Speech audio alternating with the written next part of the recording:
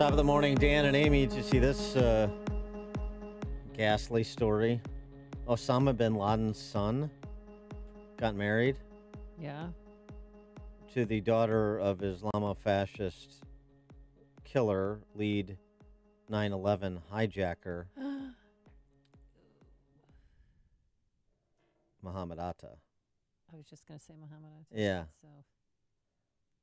We're not sure where he is, said a relative, but it could be Afghanistan. Hamza bin Laden, one of bin Laden's 3 surviving wives. Hamza is the son of one of bin Laden's 3 surviving wives, I should say. Married the 9/11 hijacker's daughter. Gross. And Osama bin Laden's mother recently spoke for the first time after the Saudi Arabian government gave her permission and talked about her only son. And because his dad had fathered 40 plus kids with 20 different women, different mom, same mom. And yeah. And she spoke glowingly of her son. Who even wants to read that? Well, speaking of Islamofascists, the Trump administration has imposed new sanctions to turn the screws on the mullahs in Tehran. And I want to get some insights on the importance of that maneuver from our friend Jed Babbin, former United States Deputy Undersecretary of Defense, contributor to the Washington Times and American Spectator. Jed, thanks for joining us. Appreciate it. Well, good morning, guys. Morning. So what about those sanctions? Very good idea. It was absolutely necessary to do because the sanctions that were lifted by Mr. Obama's 2015 nuclear weapons deal with Iran were the things that we should have had in place all along. It's the only reason why the mullahs are now weakened, much more weakened than they have been. And Mr. Trump's reimposition of those sanctions is basically strangling the Iranian economy. Getting out of the nuclear deal is the right thing to do. Reimposing these sanctions is the right thing to do. And it's very easy for the people in Europe to say, well, we don't want this to be happening and we don't like this idea, so we're going to just go ahead and block your sanctions. Well, they're trying to do that with a new statute they've just put out, and it ain't going to work. They're not going to be able to evade the sanctions either, and the Iranian economy is going to strangle, as it should. Now, what was in it for us, for Americans, in this what Obama planned Iranian nuclear deal? Not a zip zilch. There was the pretension of giving us access to their nuclear weapons plants, but it did not. There was no provision in there that required access to the so-called military sites, and the Iranians have barred us from inspecting them. Well, frankly, they barred us from inspecting anything. They prohibit Americans from participating in the inspection teams, but even the IAEA, the UN's purblind nuclear watchdog, has not been able to penetrate and see any of those sites. So there's really nothing in it for us, and the Iranians are going to do what they're doing anyway, regardless. And one last quick fact: since 1979 rather, when the mullahs came into power, they have not once, in a single instance, changed their behavior as a result of any diplomatic agreement. They just don't respect diplomacy, and they do not obey agreements at all. A top nuclear scientist in Syria was killed, assassinated, it's claimed, by Israelis Mossad. The tension, not that this is new, but kind of the status of the tensions between Israel and Syria and the Assad regime. Well, that's very, very tense, and don't forget Iran is playing in that arena. Right. They have weapons facilities, they have military forces in Syria, very close to Israel at the border of the Golan Heights, and they're not moving from there. The problem is going to exacerbate because really the Iranians are trying to get into a position, frankly they are into a position where they can themselves operate inside Israel. There are drones either controlled by the Iranians or by the Syrians flying over Israel at this time. The Israelis are trying to shoot them down. It's a very tense situation, and quite frankly, it could blow up at any time. And has anything changed in terms of Russia's involvement in propping up the Assad regime since the Helsinki summit and those that back and forth between Trump and Putin? No, nothing has changed, and frankly, nothing will change. I don't think there's going to be any benefit coming out of the Helsinki summit, except for the fact that Mr. Trump may have learned that he embarrassed himself so badly. I think that was a powerful lesson for him.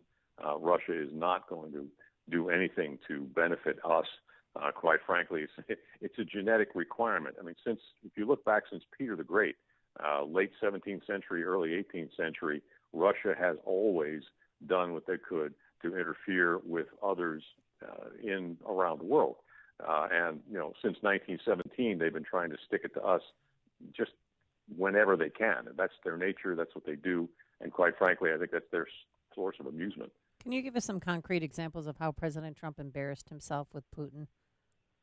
Well, I mean, the biggest one obviously was equating the trustworthiness of Putin with the trustworthiness of our intelligence community.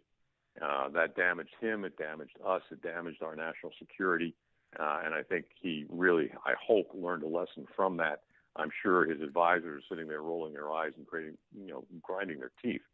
I think there are a couple of other examples that have come to mind automatically, but there are some things there that Mr. Trump, well, for example, when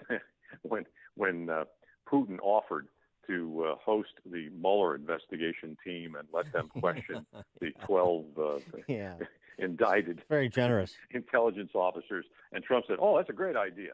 Seriously? Yeah. You can stay at a 5-star hotel. Hey, yeah, why not? As long as it's a Trump hotel. Look, I don't know. The president just does not think very clearly in those circumstances, and I wish it were possible for his advisors to get a better grip on what he does, but obviously they can't. Let's come back to the Western Hemisphere and to talk a little bit about Central America and South America, given that we're debating socialism in advance of our midterm elections 90 days from now. Maduro in Venezuela, the apparent target of an assassination attempt at a national assembly over the weekend, and the unrest in Nicaragua with the family that won't go away there, the despots, the Ortega despots.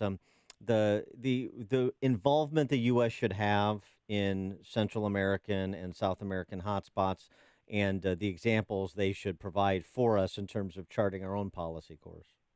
Well, I think Ms. Alexandria Ocasio-Cortez should have to live in Venezuela for about 6 months and see how nice it is to live without toilet paper.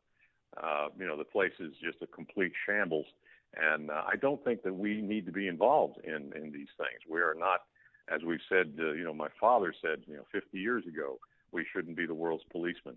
I really believe in that, and unless we have a vital national security interest in some place or some event, we should not intervene. If we do have a vital national security asset at stake or interest at stake, we should then go in with both feet. But right now, I'm very content to eat some popcorn and watch the dissolution of Venezuela. And as for Nicaragua and the Ortegas, they're kind of OBE. Look, we're not going to have a stable Central and South America, I don't think ever.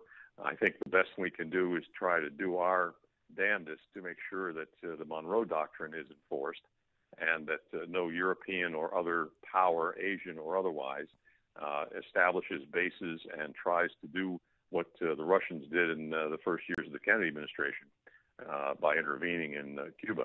So, we just have that obligation to keep our hemisphere clean of outside influence.